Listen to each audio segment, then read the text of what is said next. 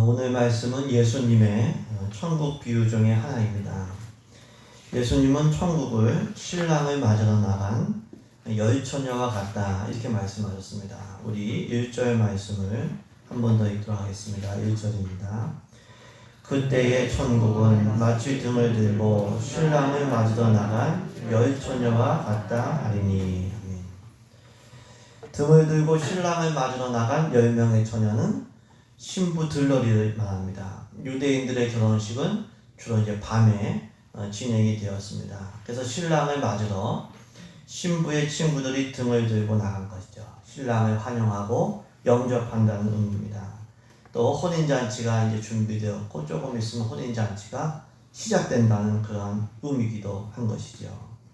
이를 통해서 알 수가 있는 것은 무엇입니까? 그것은 천국은 혼인잔치와도 같다는 거예요. 천국은 혼인잔치, 영적인 신부인 우리와 영적 신랑인 주님과 연합하는 날이죠. 예수님께서 다시 오시는 날은 혼인잔치와도 같은 기쁨의 날인 것이죠. 때로 세상의 종말을 무서운 날이다 이렇게 생각하기도 합니다. 물론 예수님 믿지 않는 이들에게, 종말 준비가 안 된 이들에게 종말은 무서운 날이죠. 심판의 날이고 마지막 날이고 기회가 없는 날이고 지옥 가는 날입니다. 하지만 성도에게 종말은 승리의 날이고 하나님이 위로하시는 날이고 천국이 완성되는 날이고 천국잔치가 시작되는 날인 거죠. 그렇기 때문에 종말을 두려워해서는 안 됩니다.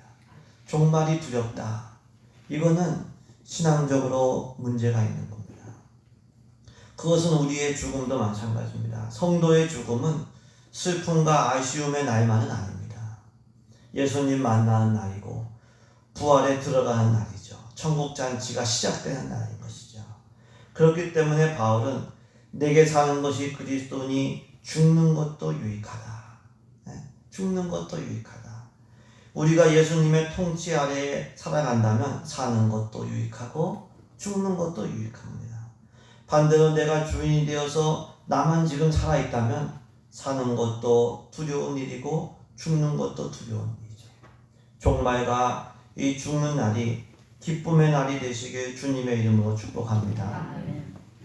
만약에 남편이 출장을 갔는데 아내가 기다리지 않는다, 이거는 어떻게 된 것일까요? 이거는 정상적이지 않습니다. 만약에 결혼을 앞둔 신부가 결혼식 날을 기다리지 않는다면 그것은 뭔가가 문제가 있는 것일 것입니다. 우리 신앙도 건강하다면 마라나타, 아멘 주 예수여 어서 오시옵소서, 제가 준비되었습니다, 어서 오십시오, 이 고백이 있어야 됩니다. 예수님께서 다시 오시는 날, 그날을 사모하고 기대하는 우리들 신앙이 되기를 소망합니다. 더 나아가서 지금 살아가는 삶도 예수님 안에서 천국의 기쁨을 누리는 날들이어야 되는 거죠. 물론 예수님께서 다시 오실 때 천국이 완성이 됩니다. 하지만 천국은 예수님이 이미 오심으로 시작이 된 겁니다. 예수님을 영접함으로 이미 천국은 시작이 되었습니다. 그래서 예수님과 떨어지지 말아야 되고 천국의 기쁨을 마귀에게 속여서 빼앗기지 말아야 되는 거죠. 오히려 예수님과 동행하면서 날마다의 삶이 영생의 기쁨을 누리는 삶이어야 됩니다. 베드로전서 5장 7절에 너희 염려를 다 주께 맡기라. 이는 그가 너희를 돌보십니다. 내가 할 수 없는 거 가지고 염려하지 말고, 염려하고 산 시간은 마귀에게 속은 시간이고 빼앗긴 시간이죠. 염려나 두려움이 아니다. 우리 남은 인생이 정말 천국의 영생의 기쁨을 누리고 사는 인생 되기를 주님의 이름으로 축복합니다. 이처럼 예수님께서 다시 오시는 날은 천국 혼인잔치가 시작되는 기쁨의 날입니다. 문제는 그 기쁨의 잔치에 모두가 참여하는 것은 아니라는 거죠. 오늘 본문을 보시면 신랑을 맞으러 나간 들러리가 10명이 있었어요. 근데 5명은 미련하고 5명은 슬기 있다고 했어요. 나중을 보시면 미련한 5 처녀는 혼인잔치에 들어가지를 못한 것입니다. 그들도 겉으로는 신랑을 기다렸고 신랑을 맞이하러 나갔어요. 근데 혼인잔치에는 참여하지는 못한 겁니다. 우리 2절과 2절에서 4절까지 말씀을 같이 읽겠습니다. 2절까지 4절입니다. 그 중에 5은 미련하고 5은 슬기 있는 자라. 미련한 자들은 등을 가지되 기름을 가지지 아니하고, 슬기 있는 자들은 그릇에 기름을 담아 등과 함께 가져갔더니. 아멘. 오늘 본문에 나오는 이 10명의 처녀는 모두 신랑을 기다렸고 신랑을 맞이하러 나간 겁니다. 그것은 우리 믿는 이들이 영적 신랑이신 예수님의 재림을 기다리고 있는 것과 같은 것이죠. 근데 10처녀 중에 5명은 혼인잔치에 들어갔지만 5명은 혼인잔치에 들어가지 못한 겁니다. 이를 통해서 알 수 있는 것은 무엇입니까? 예수님을 기다린 모든 성도가 혼인잔치에 다 들어가는 것은 아니라는 거죠. 충격적인 것입니다. 우리 중에 한 명도 그런 여기에 속하는 사람이 한 명도 없기를 간절히 소망합니다. 이 말씀은 마태복음 7장에서도 나오죠. 예수님께서 산상수훈의 마지막 부분에서 이렇게 말씀하십니다. 그날에 많은 사람이 나더러 이르되 주여 주여 우리가 주의 이름으로 선지자 노릇하며 주의 이름으로 귀신을 쫓아내며 주의 이름으로 많은 권능을 행하지 아니하였나이까 하리니, 그때에 내가 그들에게 밝히 말하되 내가 너희를 도무지 알지 못하니 불법을 행하는 자들아 내게서 떠나가라 하리라. 그날에 예수님을 주님이라고 부르는 많은 사람들이 천국잔치에 참여하지 못한다고 했습니다. 그렇기 때문에 우리는 반드시 슬기 있는 5처녀와 같이 되어야 됩니다. 여기서는 양보가 없어요. 무조건 슬기 있는 5처녀와 같이 되어야 됩니다. 그러면 슬기 있는 자와 미련한 자의 차이는 무엇이었을까요? 미련한 5처녀는 등을 가지되 기름을 가지지 않았다고 했어요. 근데 슬기 있는 5처녀는 등과 함께 그릇에 기름을 담아 함께 가져갔다고 했습니다. 등과 함께 기름을 가져간 이유는 뭘까요? 왜 기름을 딱 같이 가져갔을까요? 신랑이 더디 올 수도 있음을 알고 미래를 준비한 거예요. 슬기 있는 사람은 미래를 준비하는 거죠. 근데 미련한 5처녀는 당장의 현실만을 생각하고 아무튼 결국은 미래를 준비하지 않은 겁니다. 세상에도 미래를 준비하지 않으면 이건 좀 어리석은 거죠. 우리가 그래도 10년 앞에, 20년 앞에, 30년 앞에 이거를 항상 염두에 두고 살아가야 됩니다. 영적인 일도 미래를 생각하며 미리미리 준비해야 돼요. 주님 오실 날, 우리가 죽어서 주님 앞에 서는 날, 그날을 항상 생각하며 사는 게 슬기이고 이게 지혜로운 삶이죠. 그날이 제일 중요한 날이에요, 사실은. 당장의 현실만을 생각하다가 미래를 제대로 준비하지 못한다면 이건 미안한 겁니다. 결산과 심판의 그날 인정받으면 천국잔치에 참여하는 거고, 인정받지 못하면 이 악하고 게으른 종이다, 그러면 슬피 울며 이를 가게 되는 것이죠. 미래와 심판을 매 순간 준비하며 사는 지혜로운 우리 모두가 되기를 주님의 이름으로 축복합니다. 아멘. 또 기름을 준비하지 않았다는 것은 형식적인 신앙생활만 했다는 거예요. 등불을 들고 신랑을 맞으러 나간 거, 이건 다 겉으로는 동일했어요. 겉모양은 다 동일한 거예요. 근데 기름을 준비하지 않았다고 하는 거는 이건 뭘까요? 이건 억지로 나갔다는 거예요. 결혼하는 친구가 들러리를 서달라고 하는데 안 서줄 수는 없고, 그렇다고 서줄 마음도 없어요. 마음이 딴 데가 있어요, 지금. 억지로 형식적으로 하는 거죠. 근데 억지로 형식적으로 하는 일은 꼼꼼하게 안 합니다. 대충 하는 거고 오래 할 수가 없어요. 신앙생활도 마찬가지입니다. 우리 신앙생활이 겉으로 드러나는 부분이 다 이렇게 와서 예배 드리고 겉으로 드러나요. 근데 이 신앙생활도 이 겉으로 드러나는 부분도 중요하지만 성령께서 주시는 이 내적인 감동과 은혜를 잃어버리면 이게 안 되는 거예요.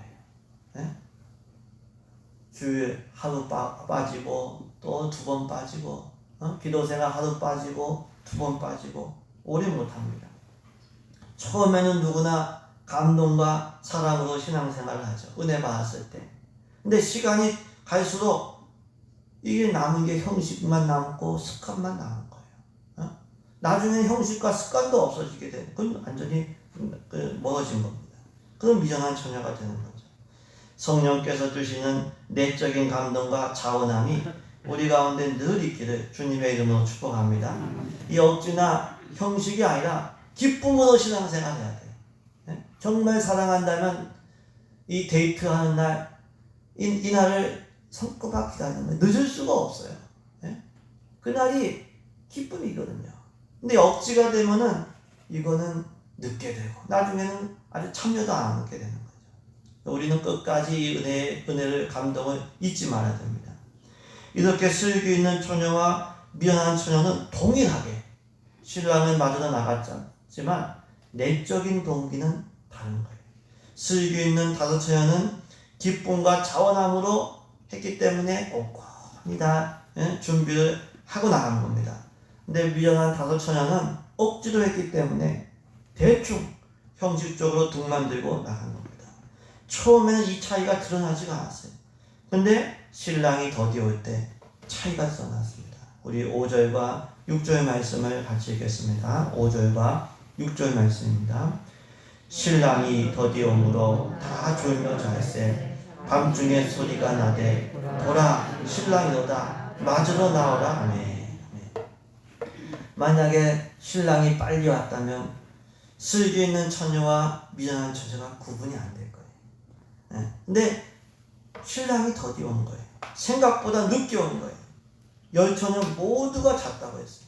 근데 어느 순간 밤중에 소리가 난 거예요. 보라 신랑이로다 맞으러 나오라. 그때 슬기로운 처녀와 미련한 처녀가 이제 나눠지기 시작하는 거예요. 이를 통해서 알 수 있는 것은 무엇입니까?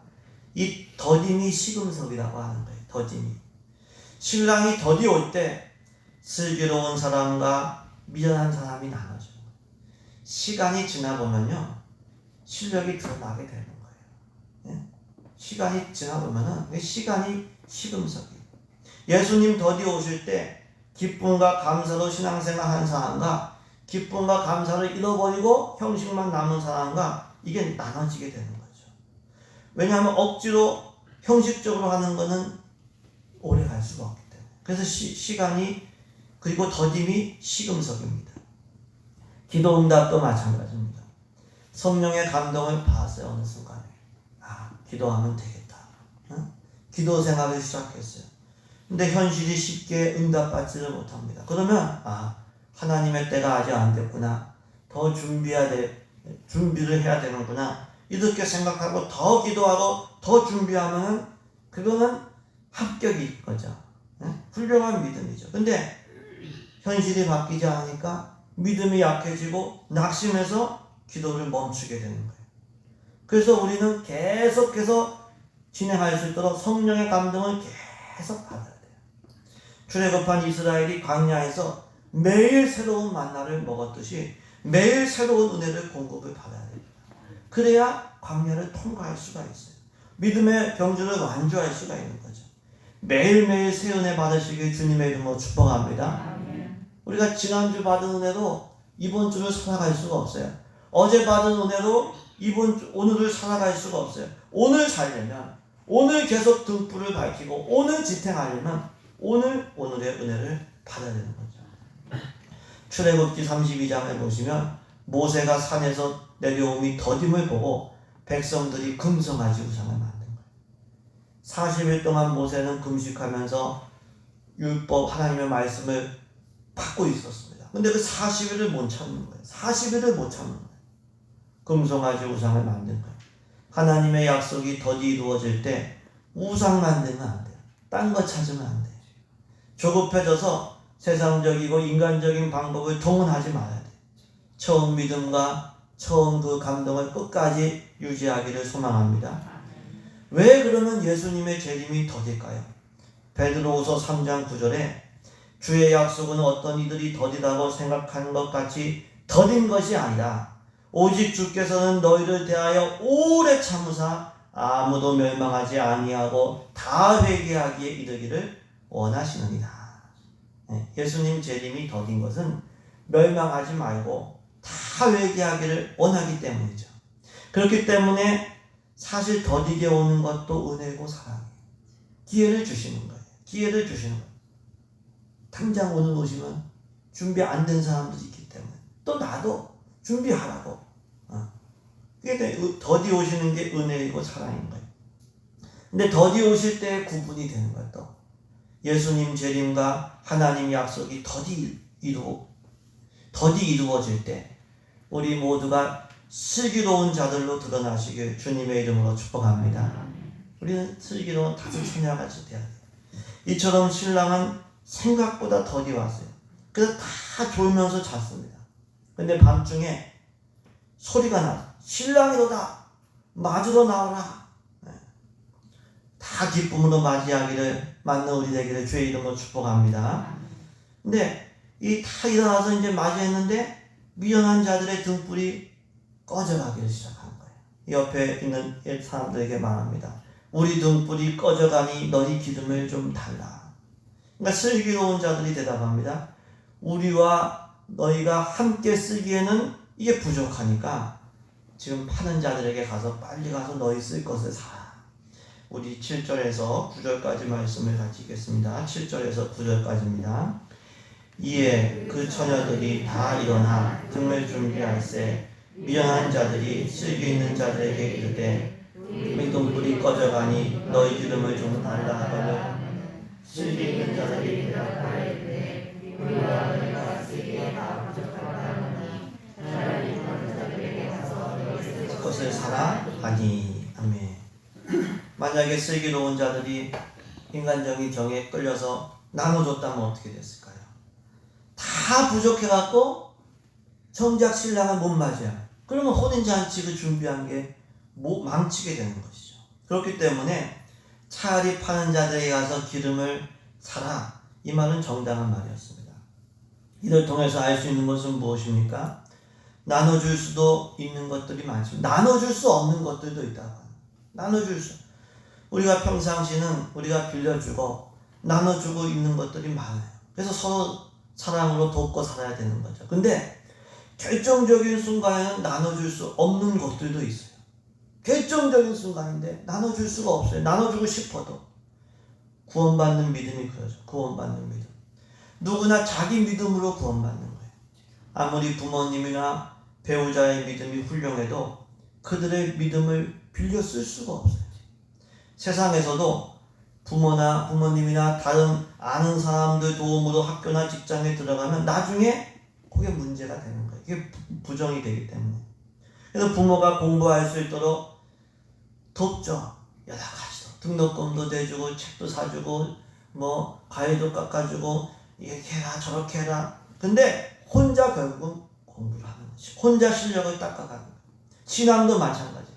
아무리 부모나 배우자의 믿음이 훌륭해도 자기 믿음이 없으면 구원받을 수가 없어요. 하나님 나라에는 손자가 어때잖아요. 다 하나님 아버지 자기 믿음으로 가는 거예요. 믿음을 나눠줄 수가 없습니다. 그래서 부지런히 성경 보고 자녀들한테도 너 부지런히 성경 보라고 얘기할 수밖에 없는 거예요. 기도도 마찬가지예요. 물론 주위 사람들 중보 기도하는 사람들이 많으면 좋죠. 목사도 성도들이 많이 기도해주면 그건 복받은 목사입니다. 아무래도 도움이 되죠. 하지만 기도도 본인이 직접 하면서 하나님과 소통하는 게 있어야 됩니다. 그래야 자기가 성령 충만 받고 자기가 깨닫는 거죠. 어떤 경우에는 주위 사람들의 기도 부탁을 해요. 아버지, 어머니, 그리고 믿음의 선배들, 또 임원들에게. 근데 정작 자기는 예배 참석 안 하고 기도 안 해요. 예배 참석해서 그나마 좀 기도도 해야 되는데 그럼 성령의 역사가 제한적으로 일어날 수밖에 없는 거죠. 나눠줄 수 없는 것들이 있어요. 우리 스스로 준비하는 우리 되기를 소망합니다. 이렇게 슬기 있는 자들은 기름을 나눠줄 수가 없었습니다. 결국 미련한 자들은 이제 기름 파는 사람들에게 가서 기름을 사러 갔어요. 한밤중에 기름을 살 수가 있었다. 이것만 봐도 미련한 자들이 얼마나 형식적이고 준비성이 없었음을 알 수가 있습니다. 근데 문제는 기름을 사러 갔는데 사고 나서 와보니까 벌써 신랑이 오고 혼인잔치가 시작되고 문이 닫힌 거예요. 예? 미련한 5 처녀가 이야기합니다. 주여 주여. 여기서도 주여라고. 주여 주여 우리에게 열어주소서. 신랑이 말합니다. 내가 너희를 알지 못하노라. 내가 너희를 알지 못한다. 결국 혼인잔치에 들어갈 수가 없게 된 겁니다. 우리 10절에서 12절까지 말씀을 같이 읽습니다. 10절에서 12절입니다. 그들이 살아간 사이에 신랑이 오므로 준비하였던 자들은 함께 혼인잔치에 들어가고 문은 닫힌지라. 그 후에 남은 처녀들이 와서 이르되 주여 주여 우리에게 열어주소서. 대답하여 이르되 진실로 너희에게 이르노니 내가 너희를 알지 못하라 하였느니라. 예수님 당시 혼인잔치가, 유대인들의 혼인잔치가 밤에 주로 있었다고 말씀을 드렸습니다. 근데 도둑이나 강도도 그날을 노리기 때문에 문이 닫히면, 혼인잔치쯤 문이 닫히면 다시 열리지가 않았다는 거예요. 결국 미련한 5 처녀는 혼인잔치에 참여할 수가 없었습니다. 이를 통해서 알 수 있는 것은 무엇입니까? 기회가 항상 있는 것은 아니라는 거예요. 기회가 항상 있는 거예요. 닫히면 끝이에요. 그렇기 때문에 기회가 왔을 때 우리는 딱 잡아야 돼요. 준비하고 있다가 기회가 왔을 때 잡아요. 우리 학생들도 공부할 기회가 항상 있는 게 아니에요. 예. 학생 때는 공부하기 너무 지겹죠. 나중에 기회를 놓치면 몇 배의 노력을 해도 안 돼요. 일도 잘 될 때가 있어요. 그 타이밍을 놓치면 이게 능력이 안 오는 거예요. 무엇보다 회개할 기회가 있는 거예요. 그때를 놓치면 이거는 힘든 겁니다. 가룟 유다가 예수님을 판 후에 나중에 자기 죄를 알고 뉘우쳤어요. 근데 회개하지를 않았어요. 예수님께 돌아온 게 아니라 스스로 목을 메어서 죽었습니다. 뉘우친 후에 회개의 길을 탁 잡아야 돼. 내가 이게 잘못됐구나. 바로 회개하면서 주님께로 돌아가야 돼. 은혜 받을 때도 있어. 은혜 받을 기회가 있어. 그때를 놓치지 말아야 돼. 오늘 본문에 나오는 미련한 5 처녀, 신랑을 모르는 사람이 아니었어. 응? 신랑을 기다리고 신랑을 향하여 주여 주여 하던 사람들이었어요. 세상 유혹이 많은 지금 시대에 예수님을 기다리는 성도들 많지 않습니다. 우리가 우리 자신을 돌아보면 내가 예수님을 기다리고 있는가? 자신 있게 대답할 수 있는 사람들 많지 않아요. 근데 오늘 본문은 이 사람들은 그래도 형식적으로나마 예수님을 기다렸던 사람들이었어요. 근데 반이 미련한 사람, 그 10명의 중에 반이. 단순히 수치상으로 본다면 무서운 말씀입니다. 우리는 구원받을 기회, 회개할 기회를 놓치면 안 돼요. 고린도후서 6장 2절에 말씀합니다.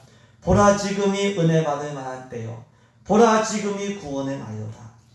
오늘 은혜 받으시길 주님의 이름으로 축복합니다. 오늘도 하나님은 사랑으로 우리를 기다리고 계세요.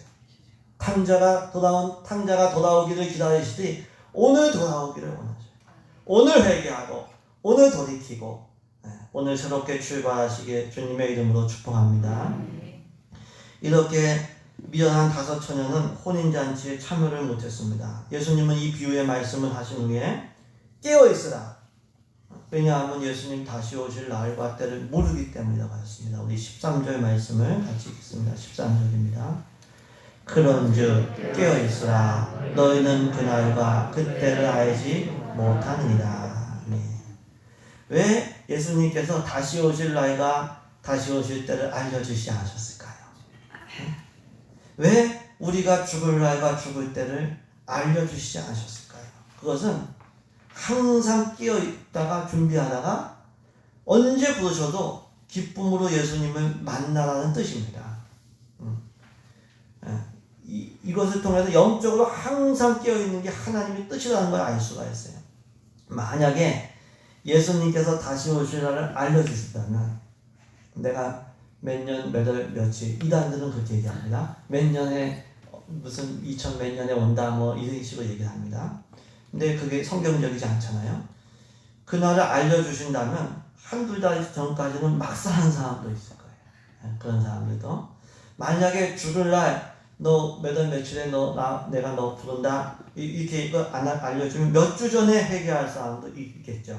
예. 근데 그게 하나님 뜻이 아니에요. 하나님의 뜻은 항상 끼어 있는 거죠.